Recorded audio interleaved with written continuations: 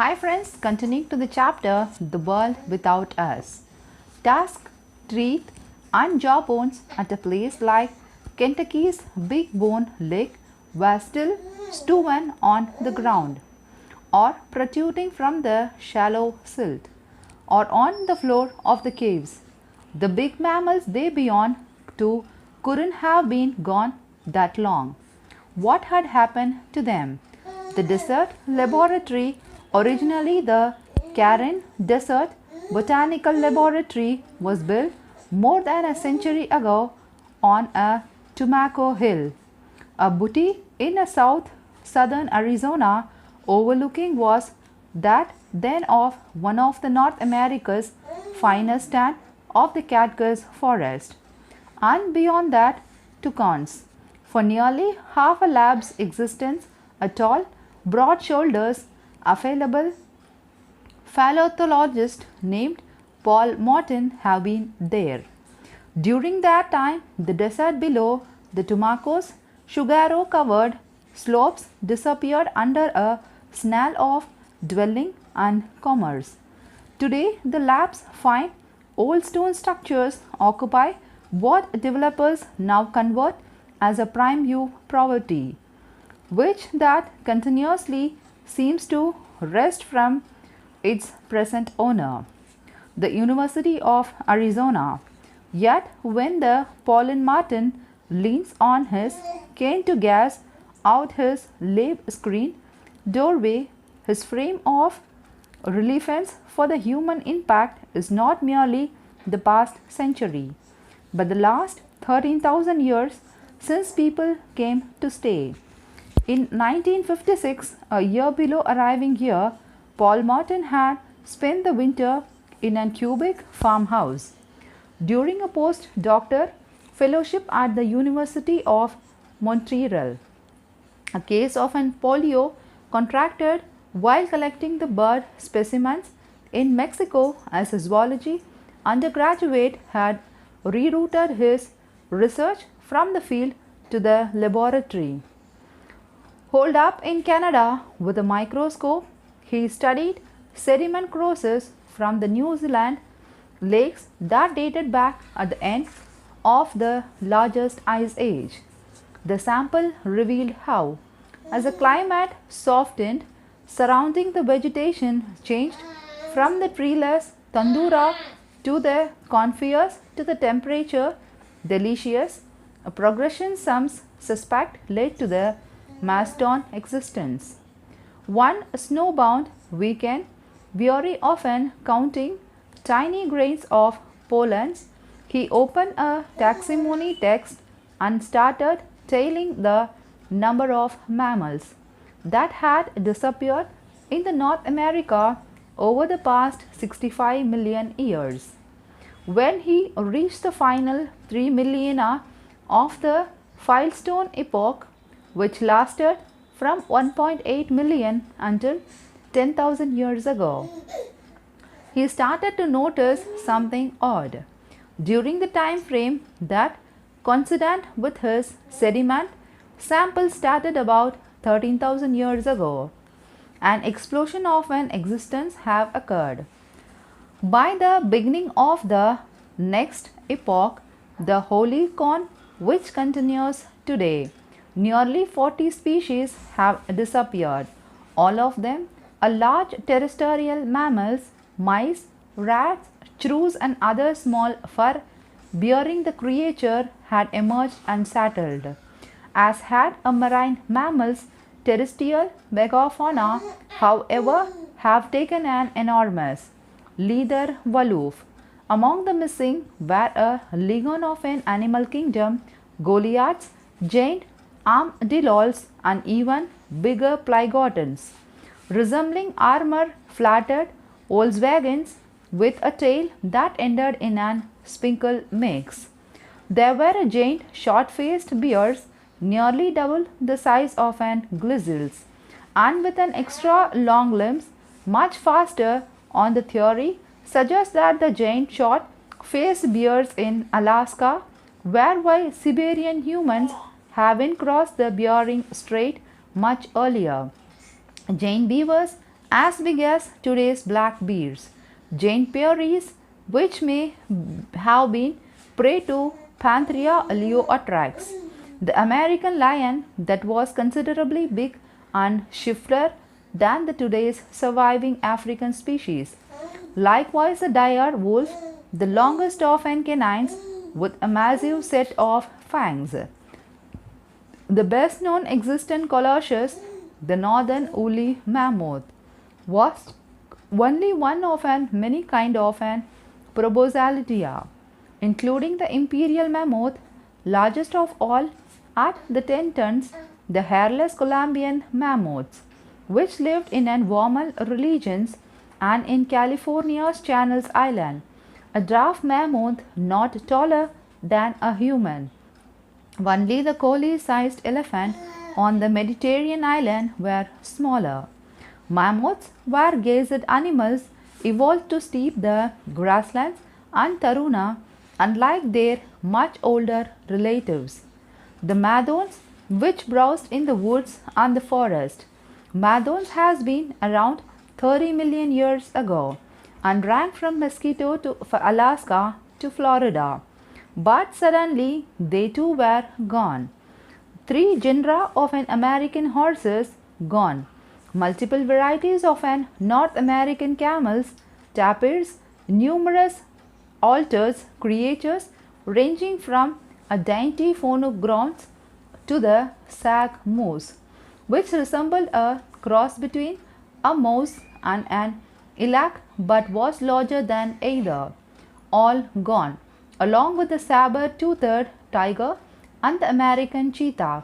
The reason why the sole remaining the phony horn species of an antipode is so fleet, all gone, and all the pretty much at once.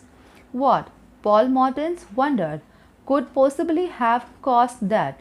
The following year he was on Tumaco's hill. His big frame again preached over a microscope, this time rather than the pollen grains saved from a decay by an airtight covering of an lake bottom slit. He was weaving a magnified fragments preserved in a moisture-free Grand Crayon cave. Soon after he arrived in Tacons, his new boss at the desert lab had handed him an eastern grey lump the approximate size and the shape of an softball. It was at least 10,000 years old, but unmistakably a red, murmuring but not mineralized. It yielded the identifiable fibers of grasses and flowering globe mallow. The pelletment Jupier, Paul and Martin found confirmed his subject's great age.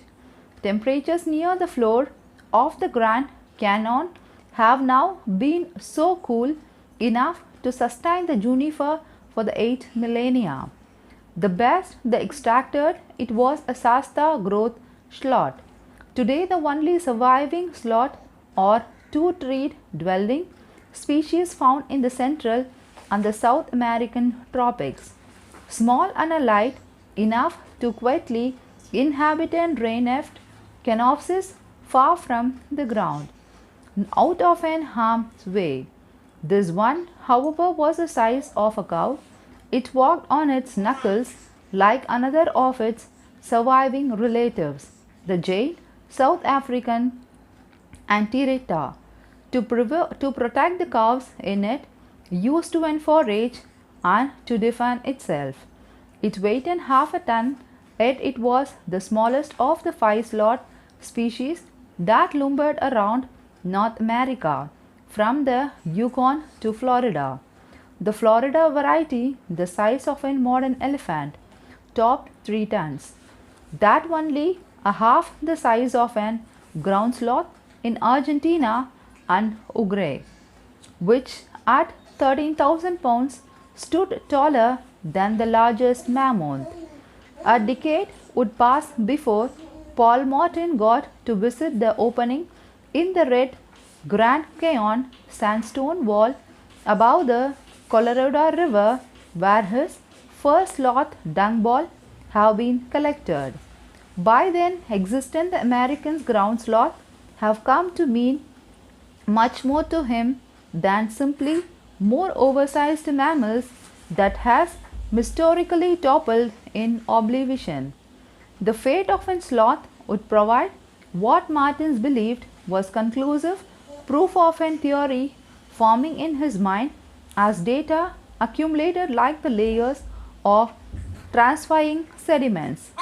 Inside Rampart Cave was a mound of a dung deposited, he and his colleagues concluded, by untold generations of a female sloth who took shelters there to give birth. The manure pile was 5 feet high, 10 feet across, and more than 100 feet long. Martin felt like that he had entered a scared place. When Wanders set it on a fire, first 10 years later, the fossil dung heap was so enormous that it burned for months. Martin murmured, but by then he had been settling the blazes of his own in the paleontology world with his theory of what had wiped out millions of the ground sloth, wild pigs, camels, proboscidea, multiple species of horses, at least 70 enteric genera of large mammals throughout the New World, all vanished in a geologic twinkling about 1000 years. It is pretty simple. When people got out of Africa and Asia and reached other parts of the world, all hell broke loose. Martin theory soon doubled the Blinskes by its supporters and dictators alike, contented that starting with Australia about 48,000 years ago, as humans arrived on each new continent, they encountered animals that had no reason to suspect that his runty pipe was partially threatening. Too late they learned otherwise. Even when the hominoids were still Homo erectus that had already been mass producing the axes and the cleavers in the Stone Age factories, such as the one of Oligirix discovered a million years later by Mark Liggett. By the time a group of them arrived at the thresholds of America 13 years ago, they have been the Homo sapiens for at least 50,000 years. Using their bigger brain, humans by that hand mastered not just the technology of attaching the fluttered stone point to wooden shaft, but also the atlatl and a handheld wooden lever that enabled them to propel a spear fast and precisely enough to fell dangerously large animal from an relatively safe distance. The first Americans, Martin believes, were the one who experimentally produced the leaf-shaped flint projectiles points found widely throughout North America. Both the peoples and their lithic points are known as Clovis, named from New Mexico site where they were first discovered. Radiocarbon dates of organic matters found in Clovis sisters have sharpened the past estimates, and the archaeologists now agree that Clovis people were in America 13,325 years ago.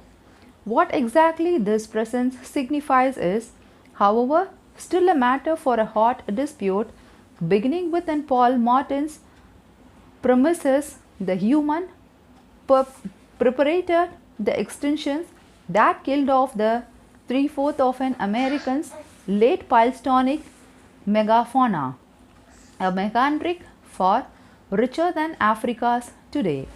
Key to Martin theory is that at least 14 of those sites Clovis points were found within mammoth or mastodon skeletons, some stuck between their ribs. If Homo sapiens have never evolved, he says, North America would have the 3 times as many animals over 1/10 of Africa today.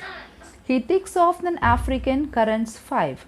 Hippops, elephants, giraffes, 2 rhinoceros. We have had 15, even more when we add South America. They were amazing mammals down there. Lithophantines that looked like a camel with the nostrils on the top of their nose, or Toxodons 110 brutus like a cross between a rhino and hippo, but anatomically neither. All these excited the fossils record shows, but not everyone agrees on what happens to them. One challenge to the Paul Morton's theory question whether Clovis people were actually the first humans to enter the New World. Among the objectors are a Native Americans vary of any suggestions that they immigrated, which would undermine their indigenous state. They denounce the idea that their origin race to be an Bering land bridge as an attack on their faith. Even some archaeologists questions whether a Bering ice-free corridor really existed and suggest that the first Americans actually arrived by the water, striking the ice sheet to continue down the Pacific coast. It both reached the Australia from Asia nearly 40 millennia earlier. Why not boats beside Asia and America? Still other points to a handful of an archaeological site that supposed predated Clovis. Archaeologists who excavated the most famous of these, Monteverde in southern Chile, believe that the humans may have settled there twice once 1000 years prior to the Clovis.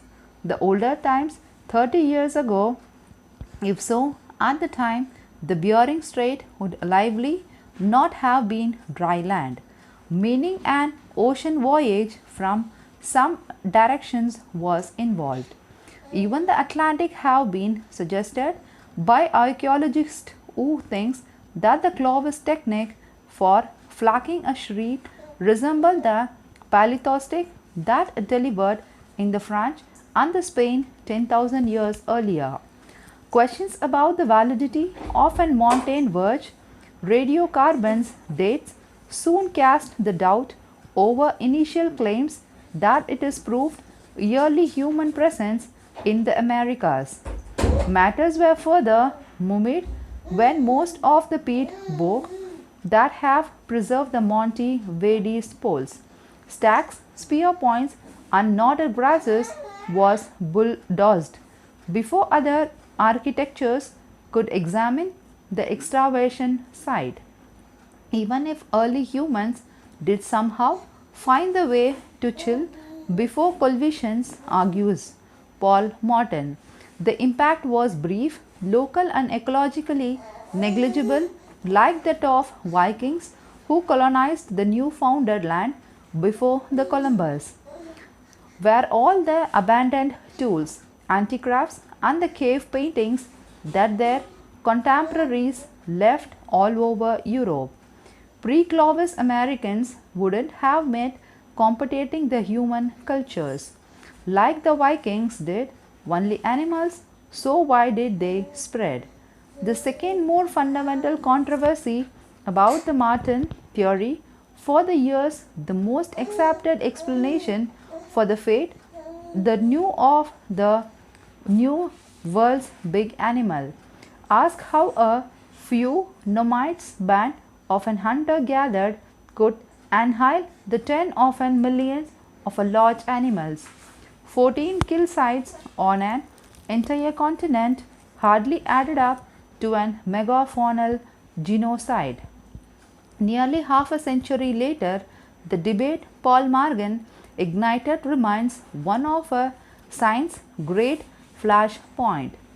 Careers have been built upon the providing or attacking his conclusions, fueling a protracted, not always polite war waged by the archaeologist, geologist, phenologist, dendro, and radionucleologist, pathologist, and biologist. Nevertheless, nearly all the Martin's friends and many are his former students.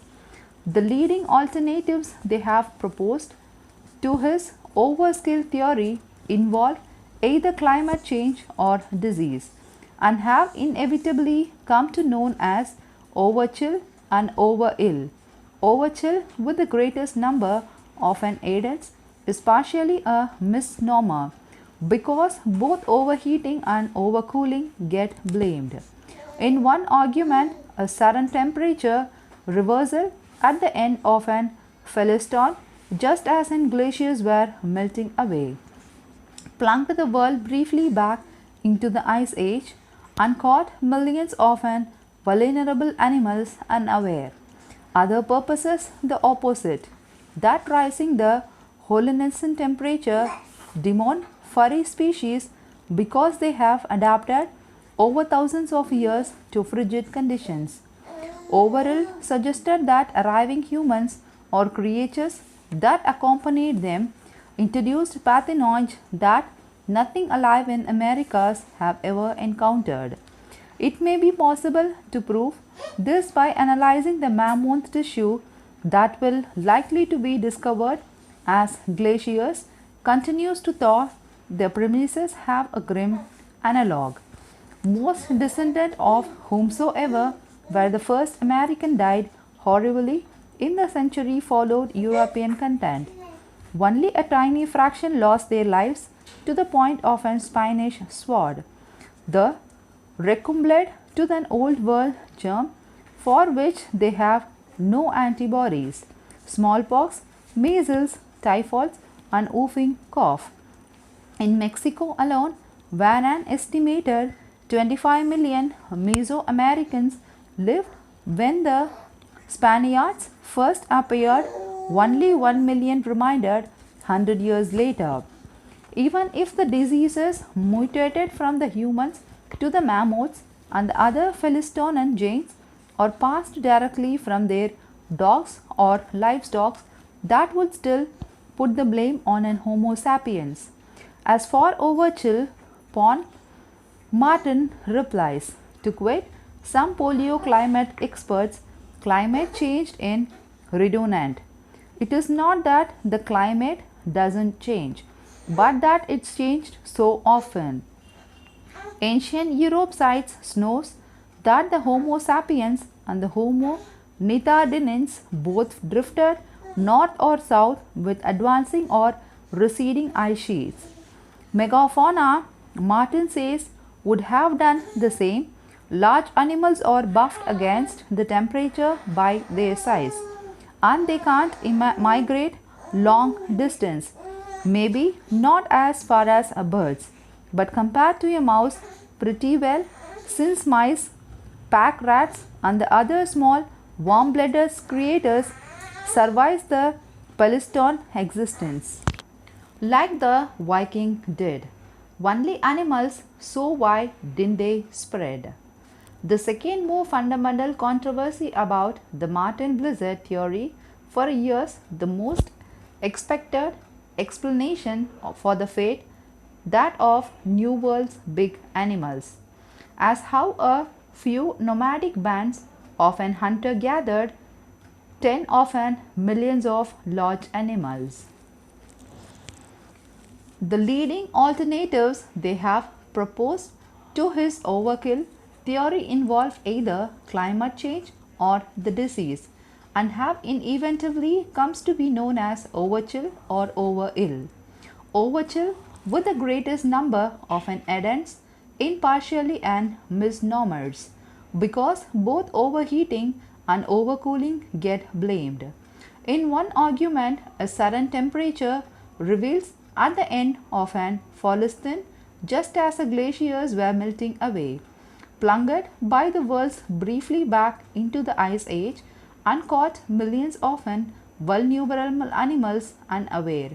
Other proposes the opposite, that rising Holocenic temperatures doomed furry species because they have adapted over thousands of years to the frigid conditions. Overall suggested that arriving humans or creatures that accompanied them introduced the pathogens that nothing alive in the Americas had ever encountered. It may be possible to prove this by analyzing the mammoth tissue that will likely to be discovered a glacier continue to the trough. The premises have a grim analogue. The most decedent of whomsoever were the first Americans died horribly in the century following the European contact. Only a tiny fractions lost their lives into the point of a Spanish world. The rest succumbed to the old world germ from which they had no antibodies: smallpox, measles, typhoid, and an whooping cough.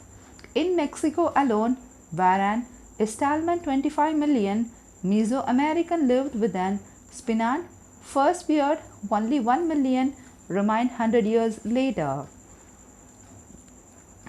Plants, even less mobile than the animals and generally more climate sensitive, also seem to have survived.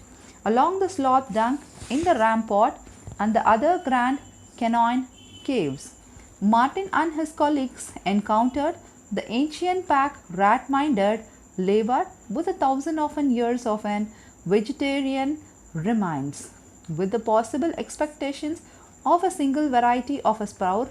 No species harvested by the pack rat or sloth residents of these caves melt temperature extreme enough to spell their extinctions.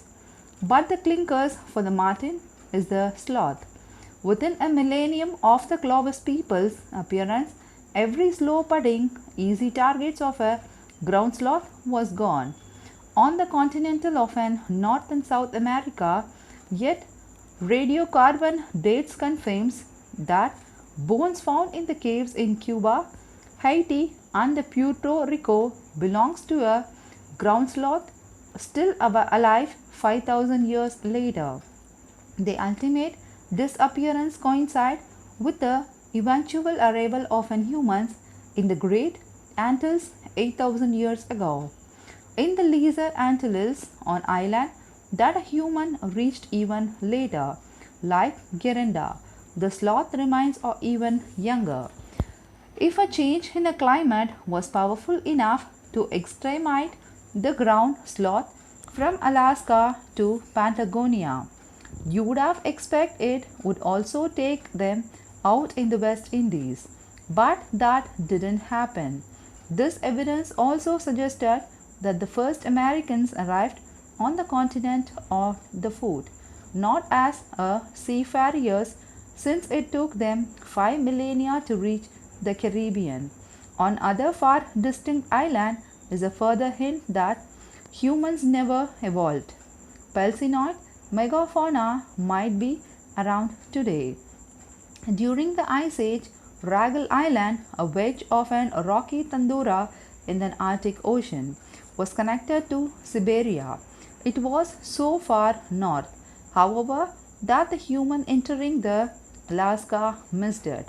As warning sea roses in the Holocene, Wrangel was again isolated from the mainland. Its population of an woolly mammoth, spat by now standard, was forced to adapt to the limited resources of an island.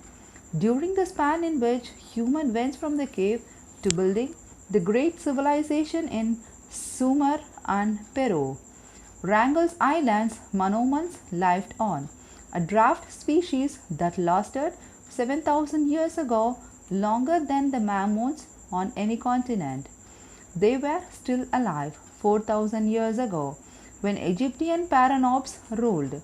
The more recent still was the existence of one of the most astonishing of the Philistoians megafauna, the world's biggest bird, which also lived on an inland humans overlooked. The New Zealand's flightless moo at 600 pounds weighed twice as much as an ostrich and stood nearly a yard taller. The first human colonists the New Zealand about 2 centuries before Columbus sailed to America. By the time he did, the last of 11 moa species was all but gone. To Paul Martins, it's obvious. Being animal were the easiest to track. Killing them gave humans the most food and the most prestige within 100 miles of his Tumaco Hill laboratory. Past the Tucson Jumble are 3 of the 14 known Clovis kill sites. The richest of them, Murray Springs, trends with the Clovis Pier Points and Dead Mammoth, was founded by 2 of the Martins students, Vance Hyans and Peter. It is eroded Stara wrote that Hines resembled pages in a book that records the last 50,000 years of an Earth history. Those pages contain an obstreperous or several extincts of North America species: mammoth, horse, camel, lion, giant bison, and the dry wolf. Adjacent sites and the tapirs and the 2 of the few megafauna that survived today, bear and bison, which raises a question: why did they survive? If humans were laughtering everything, why does North America still have a grizzlies, buffalo, elk, musk ox, moose, caribou, and puma, but not the other big mammals? Polar bears, caribou, and musk ox inhabit regions where relatively few humans have ever lived, and those who did found fishes and the seals to far easier prey. South of an Thandura, where trees resumes, lives bears and mountain lions. Furtive and the fleet creatures debate at hiding in the forest or among the boulders. Others, like Homo sapiensis, entered North America around the boulder times that the Philistine species departed. Today, plain buffaloes are genetically closer to the Poland winters than to the now existent giant bison that were killed as a Murray spin. After the giant bison were gone, the plain buffalo population exploded. Likewise, today's moose came from Eurasia after the American stag moose were extinguished. Carnivores such as a saber-toothed tiger-like disappeared along with their prey. Some former Philistine residents, tapirs, peccaries, jaguars, and the elams, escaped farther south of the forest refuges in Mexico, Central America, and beyond. Along with the die-off of the rest, this left huge niches to be filled, and eventually buffalo, elk, and the company rushed into the film den. As Wayne Hines evacuated Murray Springs, he found a sign that Drude had forced Palestine mammal to seek water. A cluster of footprints around one messy hole was clearly an attempt by mammoth to dig as well. There they would have been picking for hunters. In the layer just above the footprints is a band of an black fossiloid algae killed in a cloud snap, cried by many over chill advocates. Except in the paleontology equivalent of an smoking gun. The mammoth bones all lie below it, not within it, yet one more clue that had humans never excited. The descendant of these slaughtered mammoths would likely be around today. When their big prey vanished, so did the Clovis people and their famous lithic points. With game gone and the weather turned cold, perhaps they moved south. But within a matter of a year, the Holican wand and the successor to the Clovis culture appeared. Their small pier points tailored to the smaller plain bison. An equilibrium of a sort was reached between these Falson people and those remaining animals. Had these succeeding generations of Americans absorbed a lesson from the gluttony of their ancestors who killed Palestine herbivores as if the supply were endless? Until it is crashed, perhaps although the existence of much of the Great Plains themselves is due to the fire sets by their descendants. The American Indian, both to concentrate games that browses such as deer in the forest patches and to create a grassland for the gazers like buffalo. Later, as an European diseases raced around across the continent and nearly exterminated the Indians, the buffalo population surged and spread. They had almost reached the Florida while when white slitters healing was met them. After nearly all the buffaloes were gone, save a few kept as curiosities, the white settlers took advantage of the plains that the Indians' ancestors have opened and filled them with cattle.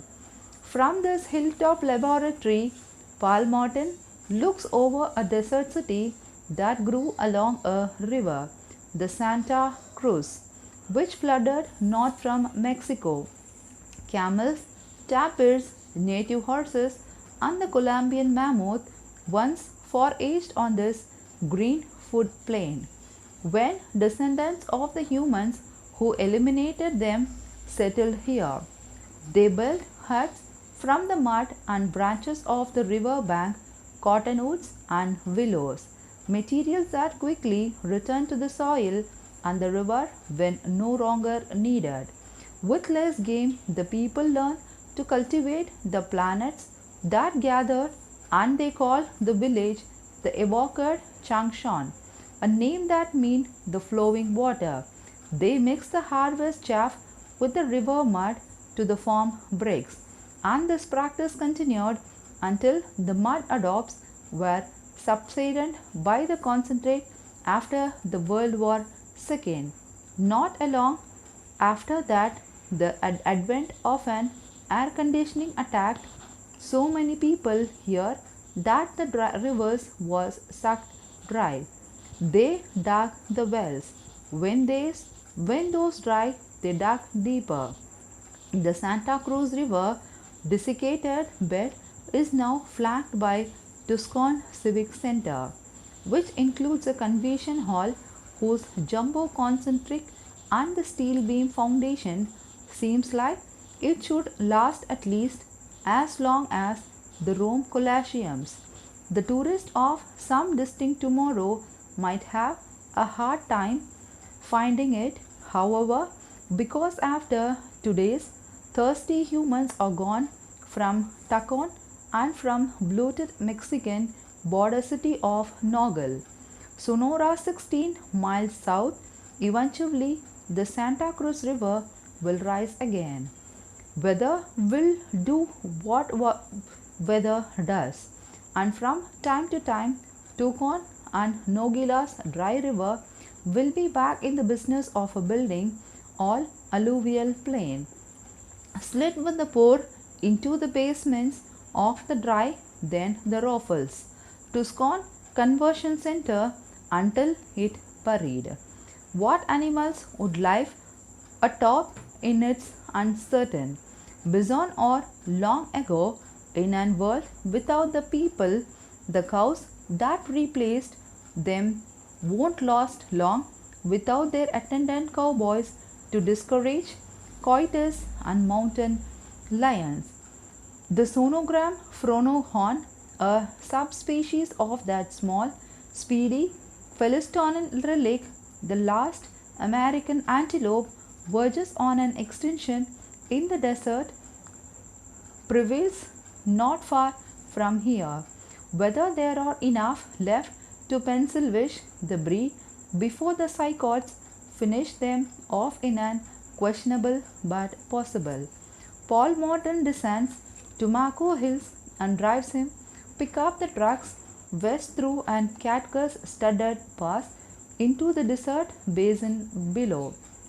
Before him lie the mountains that are sanctuary to some of the last of an North America's wildest creature, including a jaguar, bighorn sheep, and the colorated peccaries, locally known as javalians. Many live specimens are on the display just ahead at a famous tourist attraction, the Arizona Sonora Desert Museum, which includes a zoo with an substual naturally landscaped enclosures. Martin destination a few miles shy of there isn't subtle at all. The International Wildlife Museum was designed to replicate a French foreign legion fought in Africa. It houses the collection of an late Milleronian big game hunter, C.J. Elroy, who still holds many world records, including the world's biggest mountain sheep, a Mongolian argyl, and the biggest jaguar back in Sonala, Mexico. The special attractions here includes a white rhino, one of 600 animals shot by Teddy Roosevelt during a 1909 African safari.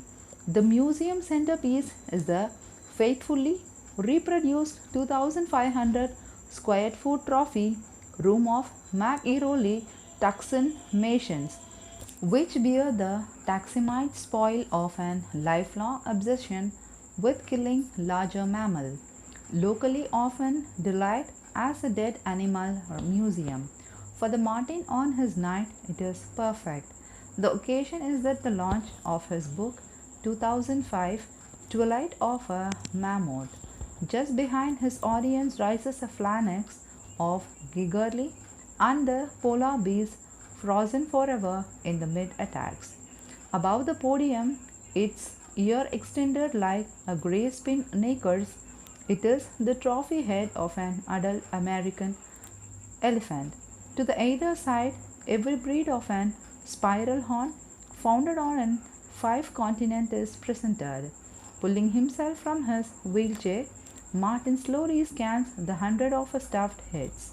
Bango, Naila, Bushback, Stigangunga, Greater and Lesser Kudu.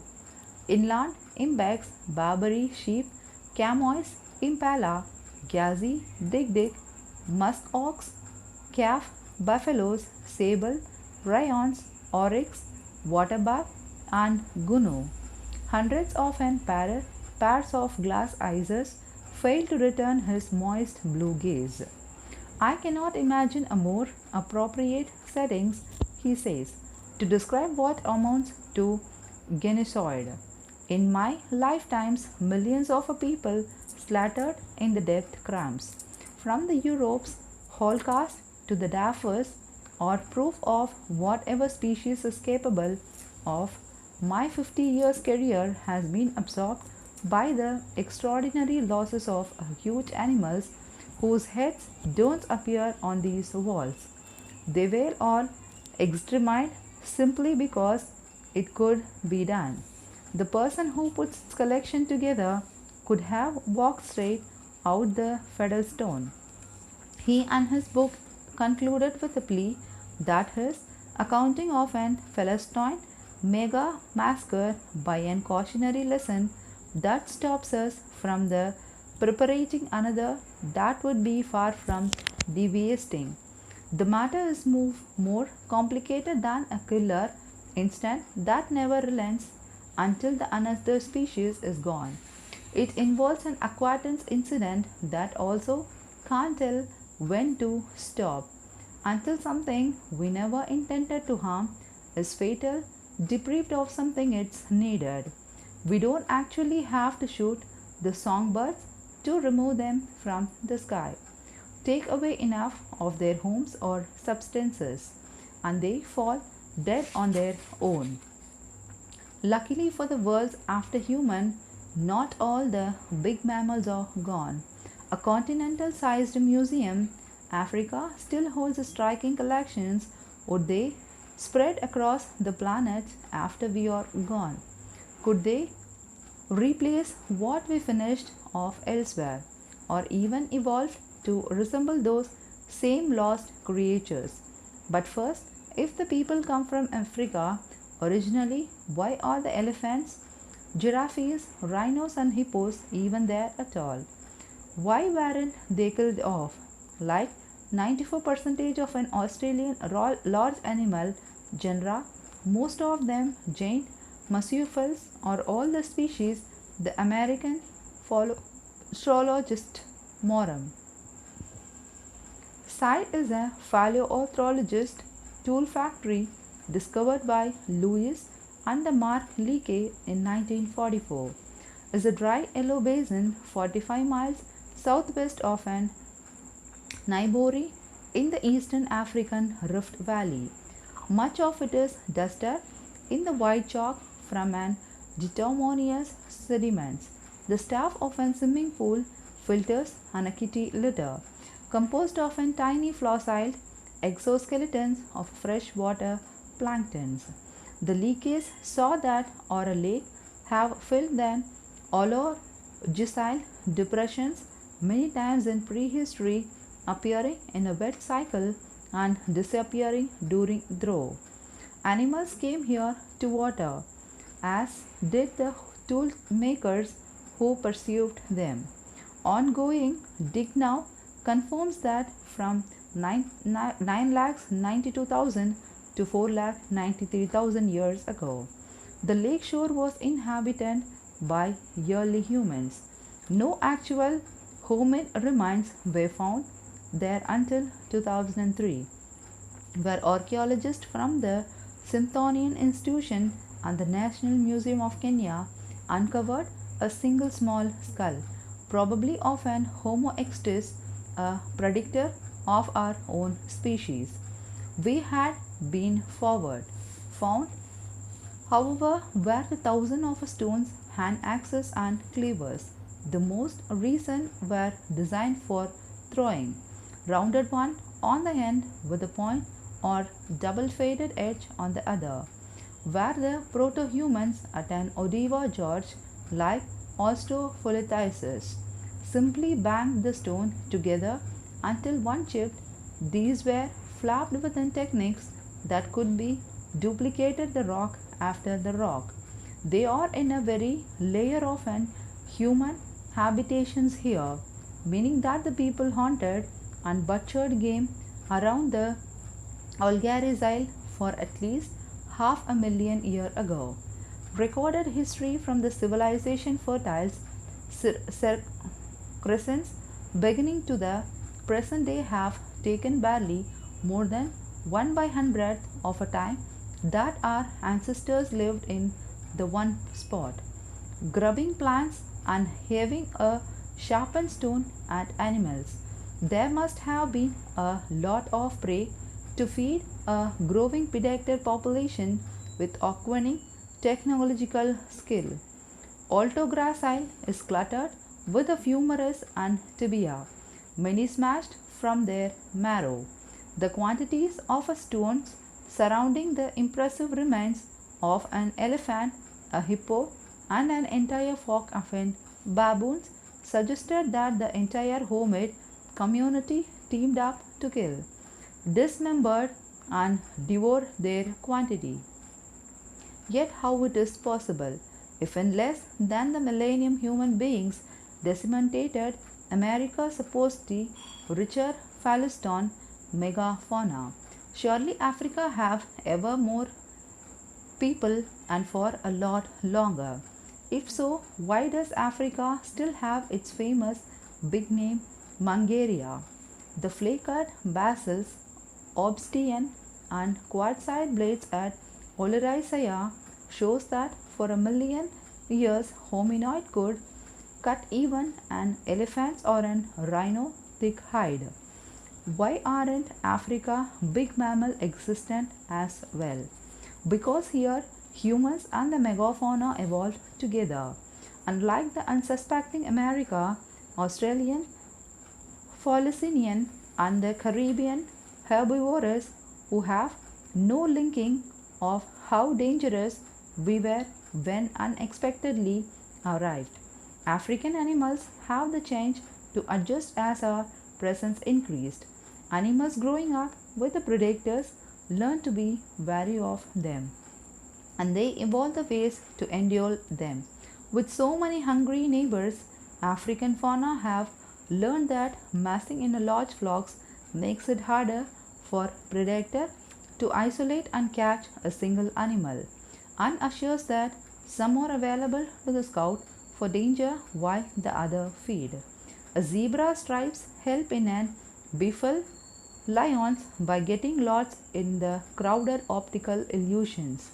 Zebras, wilder beasts, and the ostrich have forgotten triple alliances on open savannas to combine the excellent ears of the first, the acute sense of a smell of a sound, and the sharp eyes of the third.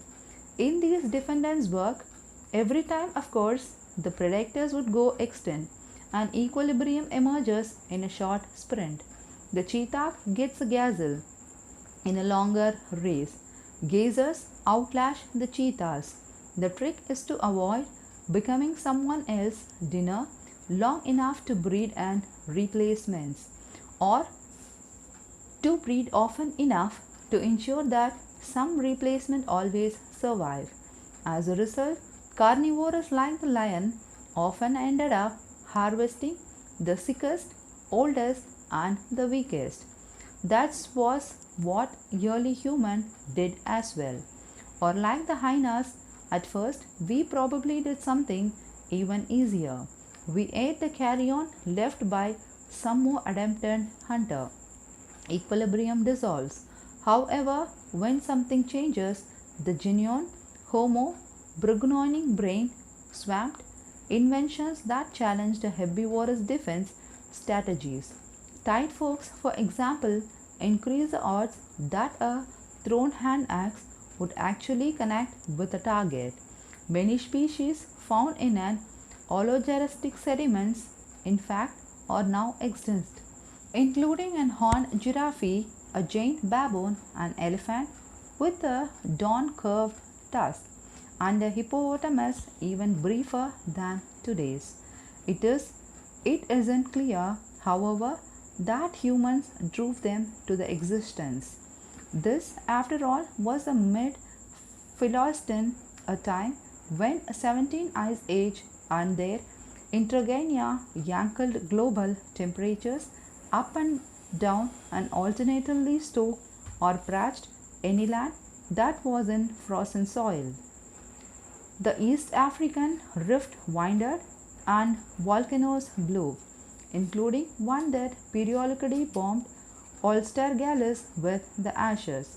After 2 decades of studying Altergassa's Sastra, Sympthosonis archaeology, Rick Potts began to notice that the certain ferrestines, species of a plant and an animal, typically survived periods of climatical and geological upheaval. One of these was at the Lake Turkana, a rift lake shared by Kenya and Ethiopia. Potts tale, a rich trove of our ancestors, reminds and realize that whenever the climate and the environmental conditions grew unruly, early species of Homo outnumbered and finally displayed even earlier Homo minds.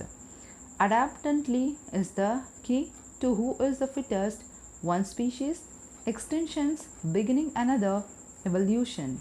In Africa, megafauna fortunately evolved their own adaptable forms right along with us, because to picture how the world was before us as a basic for understanding how the world may evolve after us. Africa is our most complete bank of living generic heritage filled with entire families and orders of animals that were sacked elsewhere. Some actually are from elsewhere. When North Americans stand in an open roof of a safari jeep in the Serengeti, stand by the vastness of and hear zebras. They are seeing the descendants of an American species that herd over in Asia and the Greenland Europeans' land bridges, but are now the lost to their own continents. That is, until the Columbus reintroduced the echoes after a hiatus of 12,500 years before that. Some horse species that flourished in America were probably also striped. In Africa, animals evolved learning to avoid human predators. How would the balance swing with an human gone? Are any of its megafauna so adapted to us that some subtle dependence or even symbiosis would lost along with the human race in a world without us? The coal abattoirs more in the central Kenya have discouraged the human settlements. Though the people must have always made pilgrims to these sources, four rivers are born here, heading in the four directions of water Africa below, plunging along the way from the basalt overhangs into their deeper ravines. One of these waterfalls, the Guru Acres, through nearly 1,000 feet of a mountain air before being swallowed by the mist and tree-sized fence. In a land of an megafauna, this is an alpine, more of an megaflora. Except for a few pockets of an rosewoods, it is above the tree lines, occupying a long saddle between the two 13,000-foot peaks that forms a part of the Rift Valley eastern wall. Just below the equator, treeless at giant height rises 60 feet here, drifting the curtains of the lichen. Ground cover lobelia turns into the columns 8 feet high. Uneven groundsel, usually just a weed, mutates into 30 feet trunk, with a cabbage top grounding amidst the massive grass stacks. Small wonder that the descendant of an early Homo who climbed out of an rift and eventually became Kenya's highlights Kituvia tribe figured that this was where Nagi god lived. Beyond the wind is a sledge and the tweep of an wagtails. It is scarcely quiet, rills lined with an yellow acids flows soundlessly across the spongy, hummered meadows or rain-locked that streams appear to float. Elders, Africa's biggest antipodes, 7 feet tall and 1,000 feet 500 pounds. Their helix horns a yard long, their numbers dwindling, seek refuge at these freezing heights. The moor is too high for the most game, though expects for the water bugs and the hidden lions who wait them in the fern forest along the plunk pools. At the time elephant appears, babies following a big tusker as she storms through the purple clover and smashes the giant thickets of St. John's Wort in pursuit of her daily 400 pounds of an forage. 50 miles east of an Abradas, across a flat valley, elephant have been spotted near the slow line of Mount Kenya 17,000-foot spire. Far more adaptable than their late woolly Moman's cousins, individual African elements once could be tracked by the trail of an dunk leading from Mount Kenya or the cold Abrados from the Kenya Sambro Desert. An elevation drops of 2 miles. Today the din of an humanity interrupts the corridor lining those 3 habitats. The elephant population of an Abrados, Mount Kenya and Samburu have not seen each other for decades. Below the moor, a 1,000-foot band of a bamboo circle the Abrados mounted sanctuary to nearly an extinct bongo, another of an Africa's striped camouflages. In bamboo, so dance its discouraged hyena and even the pythons. The spiral horn bongo only predator is unique to the abradors, the seldom seen melanitic or black leopard. The broad Abrada's rainforest is also a home to a black several and a black race of an African golden cat. It is one of the wildest places left in Kenya, with the champa, cedar, and the croton trees so thick with an lignin and orchid that 12,000 pounds elephants easily hide here. So does the most imperial of all African species, the black rhino. About 400 remains in Kenya, down from 20,000 in 1970. The rest poached for horns that brings the $25,000 each in the Orient from allied medicine properties and in enum for use as an Somalian dragger handles.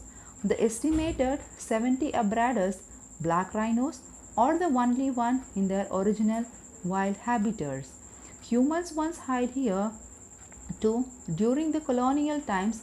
The well-watered volcanoes, Abrador slopes, belongs to the British tea and coffee growers who alternate their plantations with the sheep and the cattle ranchers.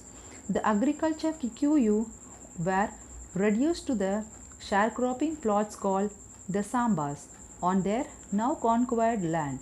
In 1953, under the cover of an Abrador forest, they organized, surviving on the wild fig and the brown speckled toad stocked by the British in Abrador stream. Kikuki Gesrillas terrorized the white landowners in what became known as the Momo Rebellion. The Crown brought division from the England and bombed the Abradors and the Mount Kenya. Thousands of Kenyans were killed or hanged. Barely 100 British died. But by the 1963, a negotiated truce had inexorably led to majority rule, which becomes known in Kenya as Uhuru, independence. Thank you.